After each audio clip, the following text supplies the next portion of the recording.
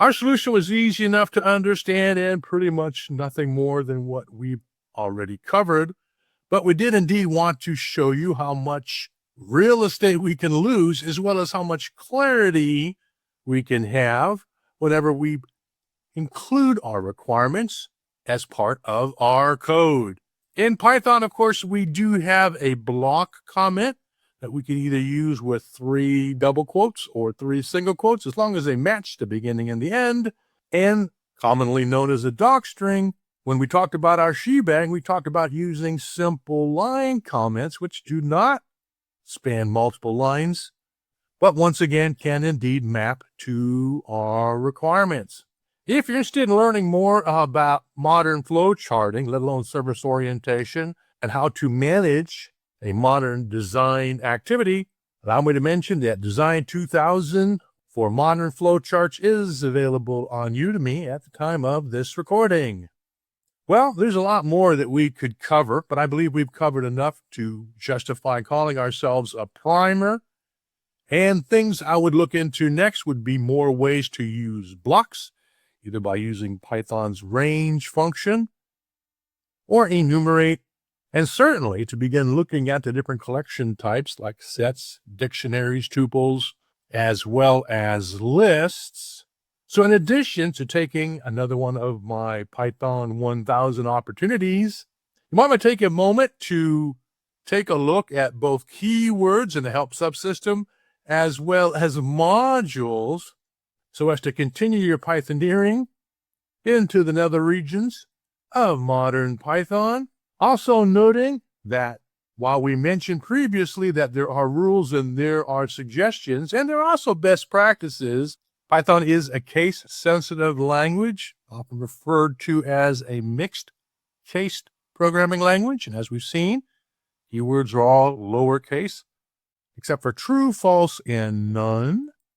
And whenever we're defining any name in Python, whether it's a variable, class, or function name, we must always start with an alphabetic character or an underscore. Our names can't have any white space whatsoever or punctuation, but once we start our name with either an alphabetic or an underscore character, we can use letters, underscores, and numbers to our heart's content.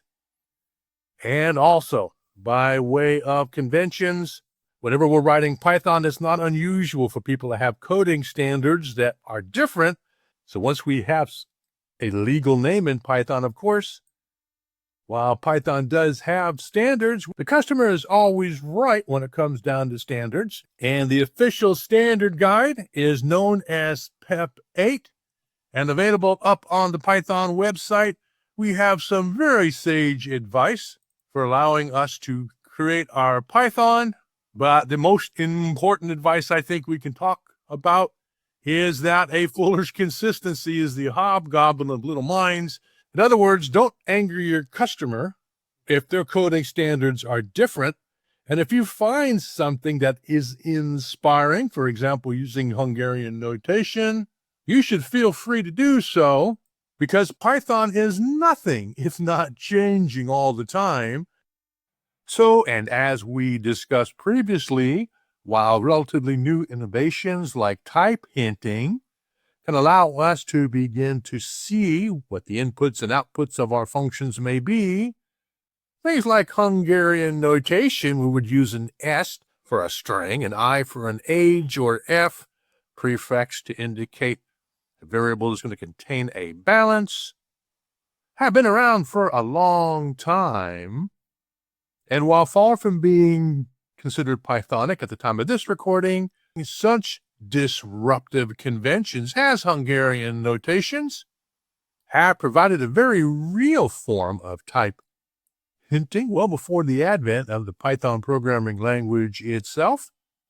And disruptive changes or not, Python is ever borrowing from other programming languages just as much as other programming languages are returning to complement so as to borrow from Python to update the standards for their languages as well. The next resource I would like you to consider is to take a look at some of my additional training opportunities, which are designed to fit nicely with what we see here in the Python primer.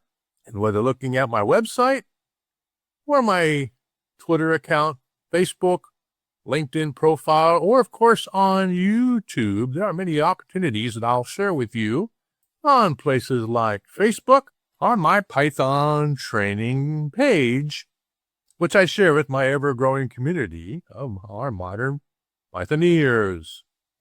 Returning to where we started this presentation, don't forget the many opportunities that allow us to not only research and prepare ourselves for interviews, but also to delve deeper into concepts we've even already covered. For example, the many ways we can define a function, as well as some curiosities, as we see with K0 3001 over on the PyQuest site. And that concludes our Python primer for modern Python.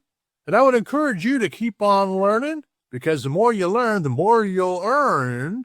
And I am indeed looking forward to seeing you in the professional software development world.